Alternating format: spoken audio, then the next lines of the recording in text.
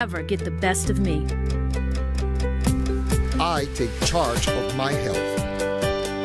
I take my HIV meds every day. I don't just live with you. I live well with you. HIV treatment works. Get in care. Stay in care. Live well. Let's talk about sex, baby.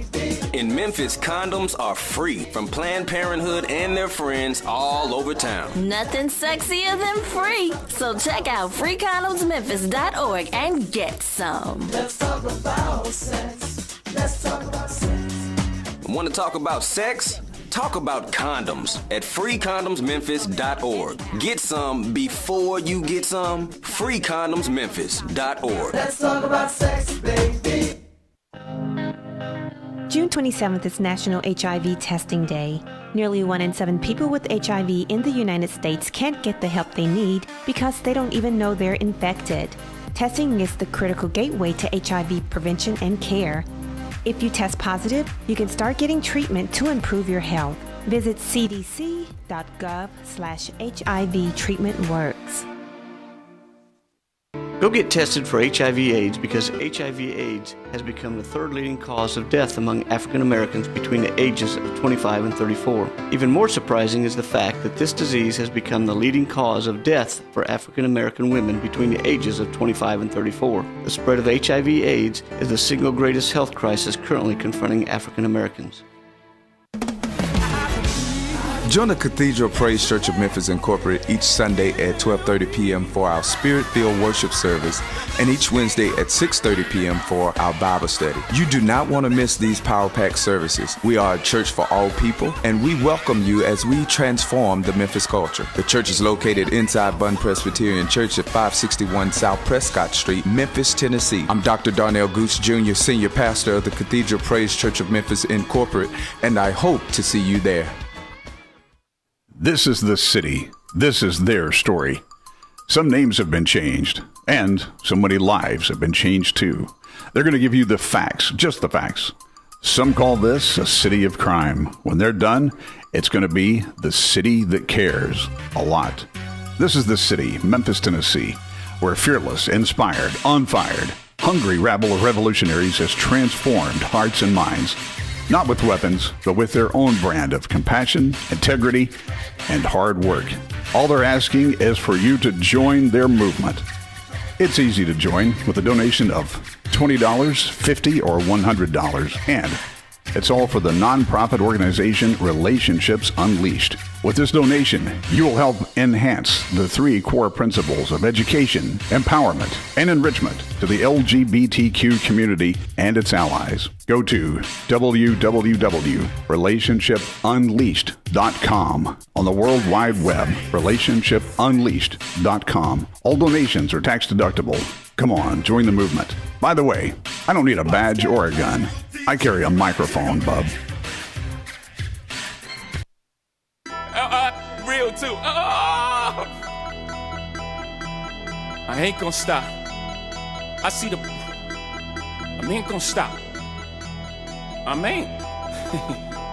We the best music. I said the top of the Maybach.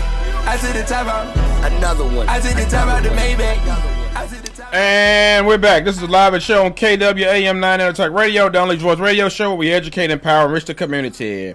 The new magazines will be in the city. Matter of fact, they're already abroad, but we'll have them next week. The new magazine, the July, August edition of TUV magazine, your Pride edition. We will have them at all the locations on next week. Stay with us on social media. Follow us, and I'll let you know. We'll let you know when all the magazines are out. Yeah, these magazines come from out of state, and so shipping takes 10 days. And the 4th of July kind of threw us off schedule, but they're on the way. They're here. We got them coming. So it's a great issue, and I'm so excited about it. We got the Culottes on the front. It's one of the baddest girls group out of Washington, D.C., and I'm looking forward to doing some work with them and bringing them down to Memphis 10 and letting them show us how they do their thing. They were down in Miami 4th of July weekend. So be on the lookout for this group called the Culottes. They're cool.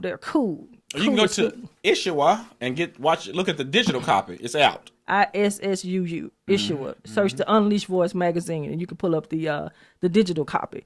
But hey, we're so glad that you all have tuned in with us. We got a hot topic. I say it's hotter than fish grease. So we're going to talk about hashtag church hurt. So it's been trending all this week from a recent incident with gospel legend singer Pastor Leandra Johnson. She went live on her social media site, and she had some strong words for the church and people in the church, and particularly Marvin Winans, and who was the other person she was upset at? Everybody. And so that was like a movement, almost kind of like the Me Too movement, where other people who also have had some type of negative experience with the church, maybe some that has caused trauma, created a firestorm, and hashtag church hurt started trending on Facebook. I'm not sure about Twitter. But in the midst of church hurt trending on Facebook, there was kind of like a split down the middle as to which side most people took.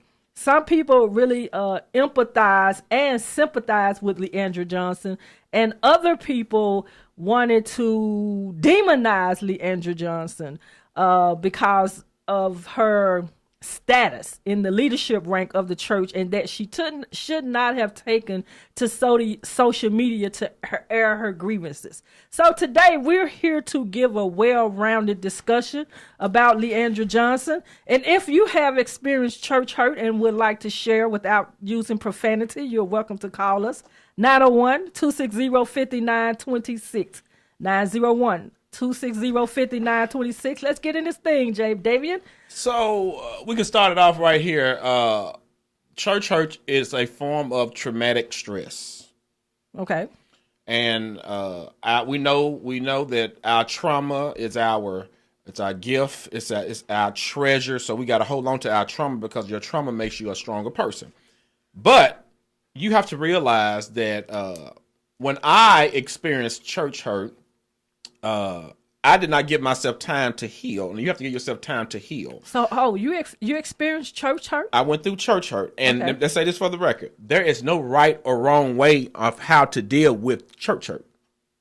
Okay, and there is a such thing as church hurt. Mm-hmm. People wanted to silence the movement and the hashtag saying that there's no such thing. It is a thing called church hurt. Google it. Okay, so in my situation, my pastor refused to license me because he found out that I was same gender loving. He found out I was gay. And so my pastor told me before he found out that he would license me once I went through a probation period of learning and training, which I did. I passed, and I went before the committee, the board. You had to stay in the closet. And that never came up. But after my year probation, it came up. Look at my face. It didn't come up. So when it came up, they refused to vote and pass and issue me my license. So that was a form of hurt. And so you can't tell me how to react to that form of hurt. So what I did, I was young, I was immature. Leandra owed me some money because I cussed niggas out before she did. Oops.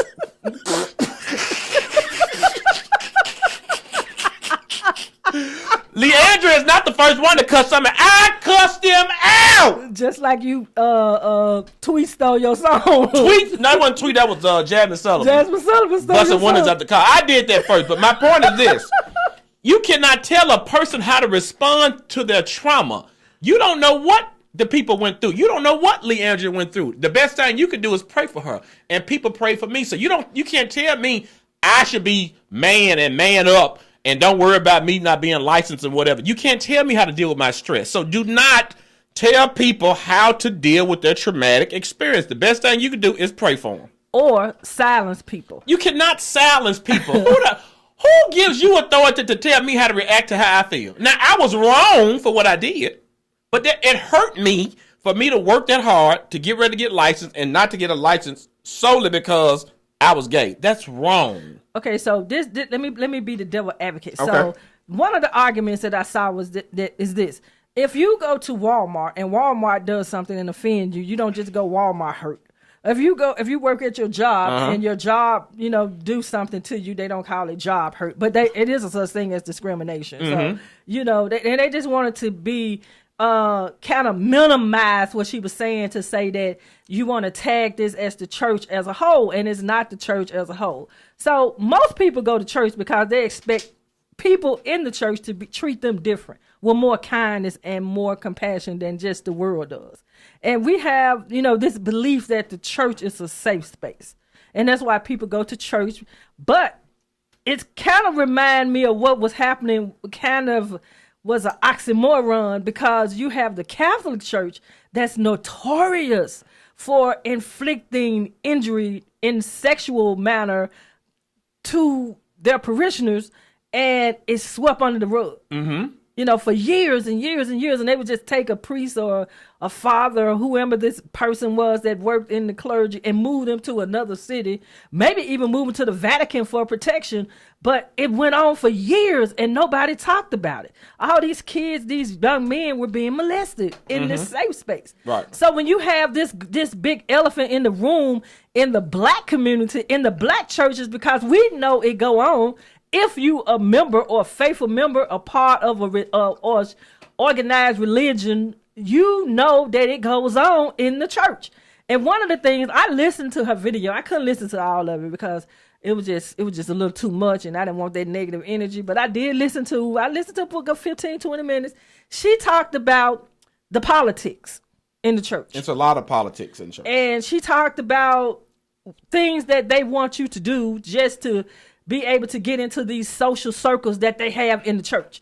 And we know that those exist in the church. So that's where her grievances was. But she did say, F the church. F the church. Well, and also you have to remember, a lot of people, from my experience, come to the church for acceptance. Right. And so a lot of people have already experienced traumatic stress or experience or PTSD before they even come to the church. So when they come to the church, they're broken, they're bitter, they're angry, they're feeling helpless. And so people, they get in the church and they expect the pastor to say, Shazam, it's over, yes, I got you. Magic. Bam. Hocus pocus. They want to say that she's mental ill too. No, and let me say this: a lot of people who have come a little alcohol problem. Well, a lot of people who come to the church are mentally ill. Well, that's what they said. Church is a hospital, right? Well, guess what? Some of y'all need a professional psychiatrist. Your pastor cannot handle all of your issues, and also some people come to the church are alcoholic, drugs, all of the above. But my point is this: you have to stop putting your pastor on a pedestal, thinking your pastor can relieve all of your issues. You need some professional help to help deal with these issues as well. I agree with you. I agree with you 100% on that. And I think that's where a lot of the disillusion lies. I think it's a lot of disillusion lies when people have these expectations that they place on the church, because you have to remember that the church is comprised of people just like you that are there. And just because they have on a collar and just because they're in leadership does not absolve them from their issues. And then once you experience this traumatic stress, that stuff develops into PTSD. If it goes unchecked. And that's why a lot of people are bitter, angry, frustrated, mad at the church, mad at the people who cause them issues. But we got to take a break. This is our last break. And we're going to come back and continue this conversation about this church hurt. If you want to call us at 901-260-5926. Again, the number is 901-260-5926. The live show on KWAM 98 Talk Radio. This is Only George Radio Show. Right back after this pause. Let's go! I still get a flashback of the time I spent thinking you could be that one. Oh, should I have just kept your love? Yes, I understand. We didn't have some good times. On the other hand, kept me crying all night. It was too much for my mind. So even though I left you, I can't forget. Join the Cathedral Praise Church of Memphis Incorporated each Sunday at 12:30 p.m. for our Spirit-filled worship service and each Wednesday at 6:30 p.m. for our Bible study. You do not want to miss these power-packed services. We are a church for all people, and we welcome you as we transform the Memphis culture. The church is located inside Bunn Presbyterian Church at 561 South Prescott Street, Memphis, Tennessee. I'm Dr. Darnell Goose Jr., Senior Pastor of the Cathedral Praise Church of Memphis Incorporated, and I hope to see you there. Go get tested for HIV/AIDS.